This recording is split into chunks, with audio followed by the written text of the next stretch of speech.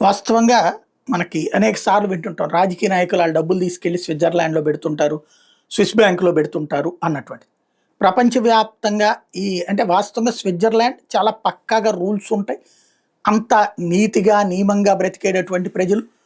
చివరికి ఉచితంగా పథకాలిస్తానన్నా వద్దని చెప్పేటంతటి బాధ్యత కలిగినటువంటి పౌరులు అక్కడెక్కువ.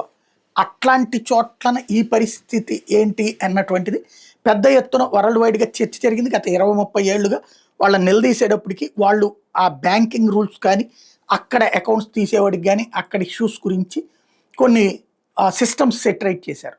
దాంతో ఇప్పుడు అక్కడున్నటువంటి బిలియనీర్స్ విదేశాలకు వలసెళ్తున్నారట. దుబాయ్‌కి పోతున్నారట.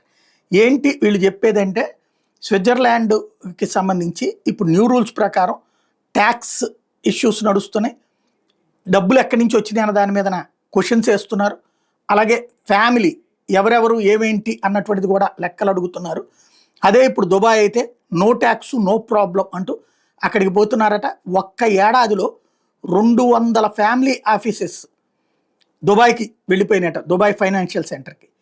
అదే సమయంలో టోటల్‌గా 800 మంది $1 ట్రిలియన్ అసెట్స్‌తో స్విట్జర్లాండ్ నుంచి వదిలేసి అక్కడికి పోతున్నారట.